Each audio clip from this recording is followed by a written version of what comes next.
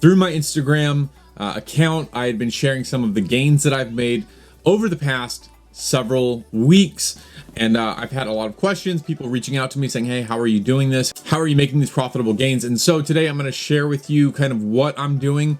I'm a super beginner at all of this, and just want to share kind of my thought process and how I am targeting these profits. So with that being said, let's jump into it. And let me start from the onset of this video letting you know that what I'm doing is options trading, not in that sleazy used car salesman type of style. I know that a lot of people that trade options come across really spammy and scammy, and so that is not what I'm doing here. I started out day trading a couple of years ago in the stock market, and I just was not very good at it. So I started looking for different avenues where I could potentially day trade and approach it from a different aspect. I did not have a lot of money to my name, and so I found options. I started doing a lot of research and looking for the people that are not scammy or spammy, and I found some YouTube channels, and I found some people to learn from that were not trying to sell me signals and all this mess.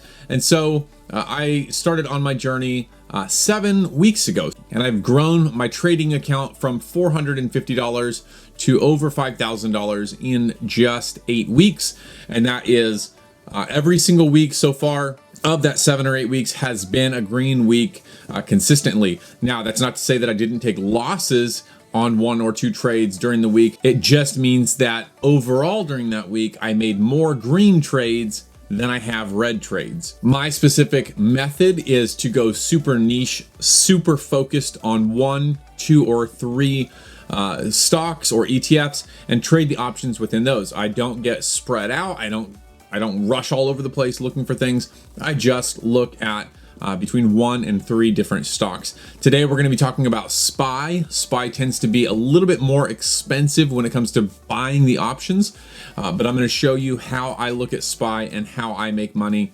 trading options through SPY. Now, I do all of my purchasing of options and all the actual trading from my Robinhood app, but I do all of my technical analysis and looking at charts through the TD Ameritrade Thinkorswim desktop platform. The reason for that is the Thinkorswim platform has very good detailed information that helps me know what to do with the trade. However, their options trading, for me at least, is pretty convoluted and confusing. And so Robinhood does not give a lot of technical analysis information, but the trading is simple. And so I am going to show you what I'm doing with TD Ameritrade to look at the stocks, and then in a follow-up video I will show you how I'm doing my trades through the Robinhood app. Quick plug here: if you want to sign up for Robinhood so that you can start trading, whether that be day trading or swing trading or options or whatever you want, there's a link down in the description where if you sign up and deposit $100, you will get a free stock, and Robinhood will give me a free stock as well for referring you. With that being said, let's jump into the TD Ameritrade Thinkorswim platform. All right, so right here you can see in the upper left-hand corner, it says SPY in that drop-down box right there, and that is simply the stock that we're looking at, or ETF. SPY is an ETF of the S&P 500. I like the S&P 500 because it is an ever-growing index of the top 500 companies in America. When I say top 500, it's top 500 market cap, earning the biggest companies. It's led by companies like Microsoft, Apple, Google, Facebook. These are the companies that are at the absolute pinnacle of it. If you're not familiar with how the S&P 500 works, it's simply this: the top 500 most profitable companies in America comprise this index. And if another company comes and is profitable and jumps into the S&P 500, well, then now it's part of the 500, and number 500, which would be the least profitable company in that index, will drop off. And so there is competition at it. Obviously, Facebook, Google, Apple, these companies that are at the absolute top don't have to worry so much, but companies that are on the lower end do have to worry. One piece of exciting news is that Tesla could potentially be added to the S&P 500 very soon. They have their earnings report in October of 2020, so just a month and a half or so away. And when that happens, hopefully they will qualify to be added to the S&P 500. If they are, then I believe we will be looking at some pretty exciting times for growth and gain in the S&P 500 and through SPY. Let's look at SPY. Right here, we're on the 180-day 4-hour chart. Basically, this is a snapshot from here to here of 180 days of SPY. You can see this massive drop. This was in, let's see, February. In this box right here, it shows the date. This was from February 19th through March 23rd, so about a month and a half or a month and a week. Had massive drops. This is whenever all of the pandemic started arising and kind of taking a grip on the nation. And then it started a slow recovery, and you can see that we have some dips and some peaks and valleys, but it's been a really good upward journey so far. If you look at, let's see, I started options trading a couple months ago, and so at this point, I guess it would be towards the end of June. And so I'll highlight the point here where I've been options trading, and it's been fairly linear upwards. I mean, there's not a lot of fluctuation here, but we've still been able to make a tremendous amount of money through this. Considering I started with $450, it's been good. So let's jump into a 10-day, 10-minute chart. Basically, this is looking at 10 days of information, and every single candle marks 10 minutes. So we can see here, the dark gray spots are daytime trading hours. The light gray spots are overnight or aftermarket trading hours. And so you can see it's pretty linear going upwards. You can see over the past few days, I did take some losses last week, particularly this day here, it just plummeted. You can see this point here, it was a massive drop and I did lose some money. However, I made that back today, had a solid $700 profit day, which brought me back into the green for the week. All right, so before we move any further, let's talk about the charts and why my screen is set up like this. Up top, you see that we have the actual chart for SPY, which is an ETF of the S&P 500. Basically meaning that it follows the movement. It tracks the movement. It is the movement of the S&P 500. Below that, we have the RSI. I find this useful because it tells me when the market is overbought or oversold. Anything that is a blue line under this yellow line means that it's oversold, meaning that it's a good price to buy. It's like going to the store and finding toilet paper that has been marked off by 50% or whatever the percentage, whatever you deem is a good price to be buying toilet paper at. Then you have these pink or red lines. These markers indicate that the stock is overbought, meaning there's too much money into this and the price or the profits are too high. It's time to sell. So by looking at these simple markers, it's fairly easy to make some money on this. You have to go a little bit more in depth to learn more about it. And remember, I'm still a beginner at this. I'm still learning this day by day as I go. No doubt I'm leaving stuff out on this. No doubt I'm missing the mark on a little bit of this stuff, but I do believe I have a firm grasp on the basics. And that's what we're talking about now is the basics. We see that the blue mark means that it's oversold. Anytime that it goes into the blue section down here, it's a very good chance that it's going to reverse and go back up. And you see that with the gray line. It's blue, it reverses, it goes back up. It messes around, it goes up and down in the middle.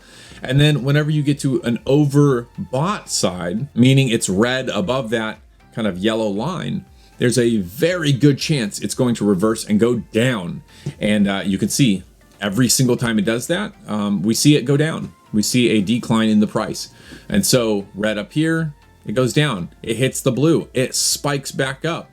It rides a little bit, hits the red, goes down, hits the red, goes down. We can see it's still pushing up. It doesn't want to hit that bottom out point. But if you wait and it hits the bottom out point, well, you see a really nice rise on the back end of that.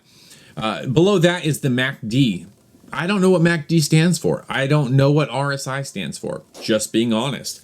I do know that these charts and these graphs are tremendously helpful in understanding what the price movement is. All right, so let me open this up just a little bit here. With the MACD, we have this kind of yellow line and blue line that ride alongside each other, and we have green and red candles that we are getting some information from to determine what the stock or the price is doing. Anytime you see the blue oversold markers, generally, if not always, these two MACD lines are going to be on the bottom, underneath this horizontal equilibrium point of that stock in the MACD graph or section.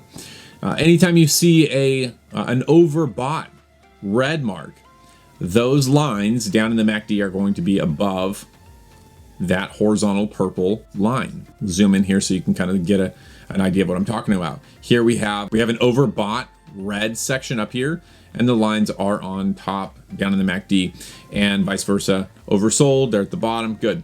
All right, so with these red bars and green bars, or candlesticks, or whatever you want to call them, down here, a bright red, we'll call them bars because they're not really candlesticks. The candlesticks are in the upper chart.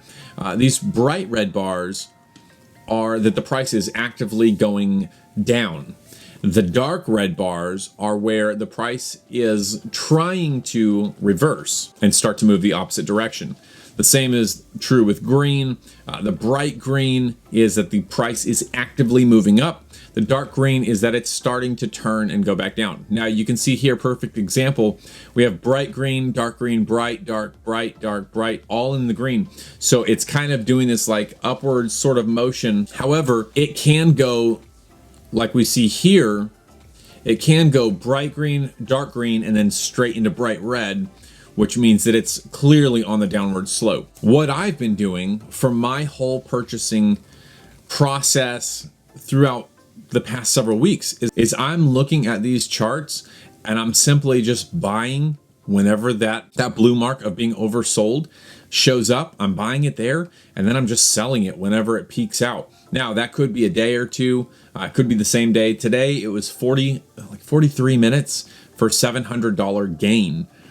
Which put me back in the green for the week. I was down about $400. Now I'm up $700, so a net profit of $300. Let's go to the 1 day, 1 minute chart so you can actually see what today looked like and how I bought. All right, so this is today's chart, and it looks awesome. To me, this looks awesome. There's so much movement and volatility. Yesterday, it had some significant gains. You can see it was down here in the blue section pre-market, it was oversold, and so ideally it's going to move up. It came up a little bit, it dropped down, it kind of almost went into an oversold mark, and then it shot up with this 0.5%, which is significant for SPY. If you bought options, you would make, depending on how much money you put in, you could make significant money. I would say about 15% in just that, in just that 28-minute period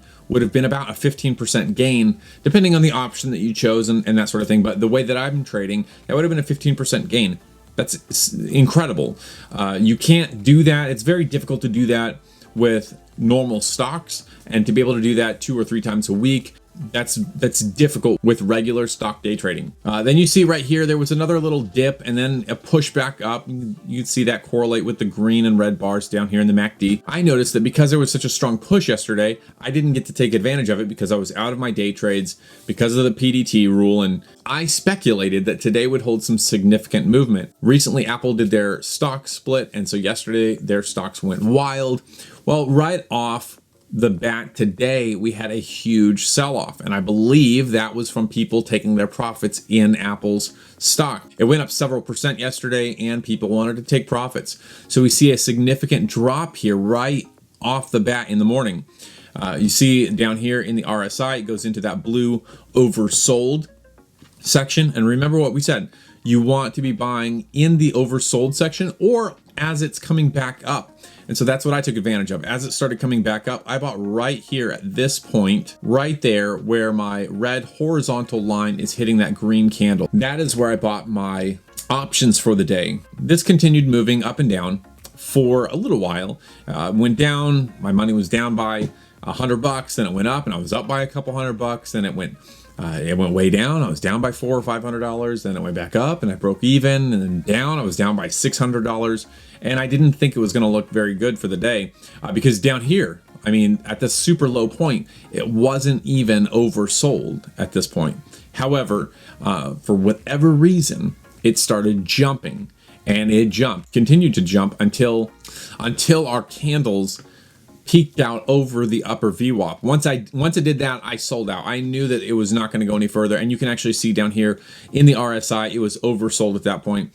And so I basically, from this point up to this point, about right there, I sold that. That was a 0.28% gain for SPY, but it was a 14% gain for me, like 13.8% when you look at the actual dollar amount gain for the day. This was very significant for me to be able to ride that out and hit that peak. Now, let me just lament here a little bit and tell you that if I was not under the PDT rule, I would continue trading this through today because it's been having some absolute incredible movement that you can definitely take advantage of. I sold out at that point, which was a smart move, and then it plummeted, right? Because what happens whenever it hits an overbought point, it's going to pull back. So it plummeted down, it spiked back up, and then it continued moving. Well, down here you can see this was at 1140. It has a little tiny blue mark right there where it actually was oversold again. And what happens right after that? It spikes back up, and you could have made potentially, another $700 right there on that move, and it's still going up even as we speak.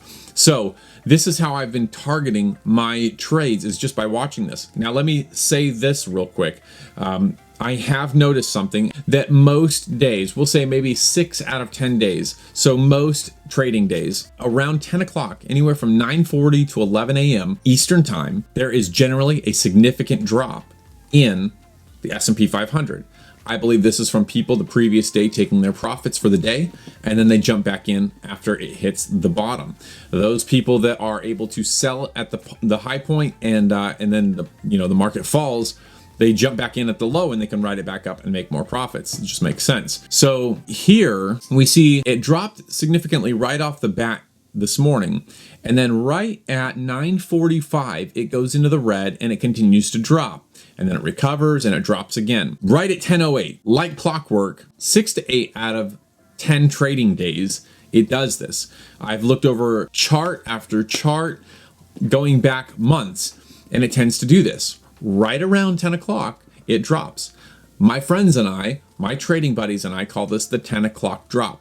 If you can get in on this, it generally pulls back pretty strong later that day. Now, if you can be right 6 or 8 times out of 10 and actually make money, you will consistently stay green. And this is how I've been able to stay consistently green week over week for 7 or 8 weeks now. I'm not going crazy. I'm not buying, insane out of the money options. I'm playing it safe, but also playing the options. I'm trying to mitigate my risk, balance, protect my money, at the same time grow the money. I'm not trying to become a millionaire overnight.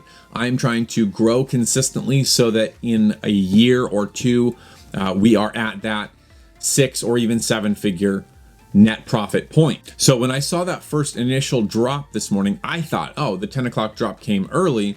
So as it started to recover, I thought, well, we have signs of a reversal. Let me jump in here. Well, it went up and then it continued to do the actual 10 o'clock drop, which I stomached through. I feel like it took maybe a couple of weeks off my life just because it was a little bit stressful. But then in true form and fashion, it pulled back up strong. Had I bought down here, that would have been easily a $1,400 day. That's all right. I'm not worried about it. I'm not mad about it. $700 is significant, especially when you have an account with less than $10,000. $700 is incredible. So it made that pullback and I sold and called it a day. This happens very often. Really fast before we close the video out, if we go back just a couple days, this is a 3-day, 3-minute chart. So it's a little bit more compact, but it will show us 3 days. If we go back a few days and we zoom in on the 10 o'clock spot on any of these days, around 10, between 10 and 11, this is 3 days here. This is 11:15 and it had a significant drop. So the 10 o'clock drop came a little bit late. I actually ended up losing money on this day because I bought in here where this line, this red horizontal kind of gradually increasing line is. I had this drop that was at 9.54. I thought, cool, 10 o'clock drop. It climbed a little bit. I didn't sell, and then it plummeted, and I sold at a loss. Had I held on to it, had I just been patient, it would have moved up. I sold at the bottom here because I thought it was going to keep moving downward. It was a mistake, a rookie mistake that cost me several $100s at the time. Thankfully, I've recovered from. But I plotted this red plot line going upward, and that was sort of my guess for what was going to happen. And you can see I started at this point, and it played out perfectly until it sort of went sideways, and the market started moving just sideways. At the end of the day, significant drop as people pulled their profits for the day, and then it continued to climb up overnight. You see the next day, significant drop right off the bat in the morning, significant gain. It drops right at 10 o'clock, between 10:03 and 10:12. It has a little bit of a drop. What happens? Pulls back up. Nice play out. Now, it doesn't have a significant drop like some of the other days that I've showed you, but around 10 o'clock, I've been finding that there's normally a drop. If you can pin it right at the bottom of that drop and buy in, hey, it's like they always say, buy low, sell high. Well, that's a lot easier said than done until you learn how to do it, and then you can do it. At the end of the day, huge spike up, people bought in, and then you can see today, huge drop right in the beginning of the market, came up, and then the 10 o'clock drop way down, came up again, down, and then now it's on a massive bull run. This is awesome to see. So that's how I've been doing it. 10 o'clock drop. I just wait. I just watch the market between 10:45 and 11 a.m. I try to hit that bottom point where it's oversold, and I buy my options at that point through the Robinhood app, and then I ride it until it goes up. And generally, I want to see a 5 to 7% 3 times a week, or a one-time 20% during the week. So today was 13 or 14% in one trade, and I have one trade left for the week, which I'm going to try to hit another 10% ideally, and we'll see what happens. Guys, thank you for watching this. Thank you for your patience. And as I try to explain this, I'm a beginner at this myself, but I want to share my journey along the way and help those people who have reached out to me wondering what I'm doing and asking those questions. So thanks for watching. I hope you enjoyed this video. If you did like this video, give it a thumbs up for the YouTube algorithm. If you're not already subscribed, consider subscribing in order to learn more ways to make money online. And then as always, keep selling, get the bag, and I'll see you on the next video.